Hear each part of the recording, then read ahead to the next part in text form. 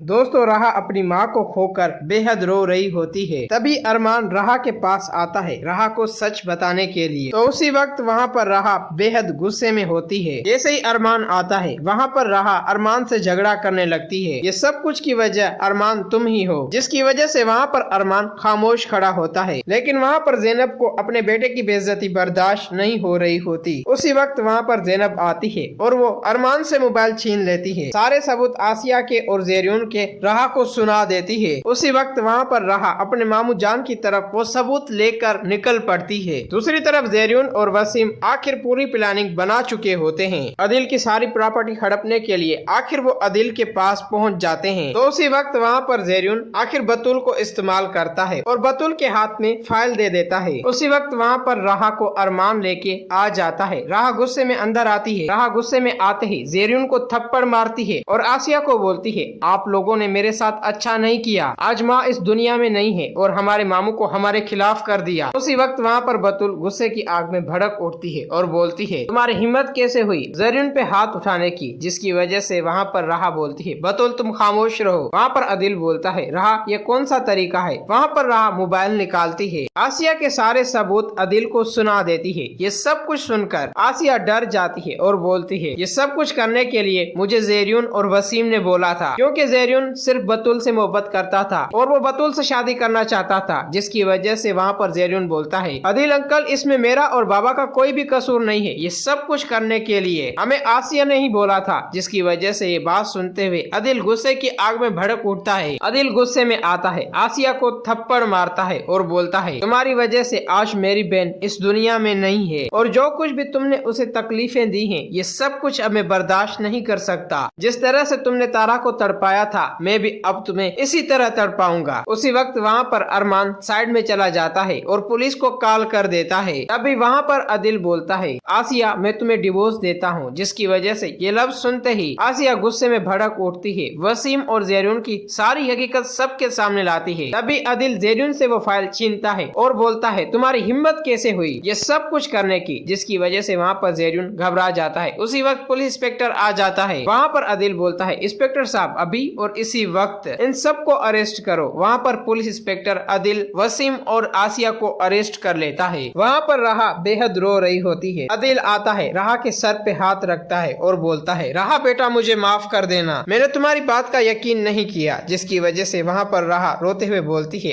अब इस बात का कोई फायदा नहीं। दोस्तों आखिर वहाँ पर राहा अरमान को माफ कर देती है और बोलती है, अरमान अगर तुम ये सारा सच पहले सबके सामने लाते तो आज हमें ये दिन ना देखना पड़ता और माँ मेरे साथ होती। ये बात सुनते हुए वहाँ पर अरमान बोलता है, राहा मैंने कोई कसर नहीं छोड़ी, बहुत कोशिश करने के बाद ये सारे सबूत मुझे हाथ लगे, लेकिन तुम राहा घबराओ मत, मैं बहुत जल्द आसिया को उसके अंजाम तक पहुँचा कर ही रहूंगा। तभी वहाँ पर राहा आखिर अरमान से बेहद खुश हो रही होती है। अरमान का हाथ पकड़ती है और उसका शुक्रिया अदा करती है। दोस्तों अगर आप लोगों को ये वीडियो अच्छी लगी है तो इस वीडियो को लाइक करें।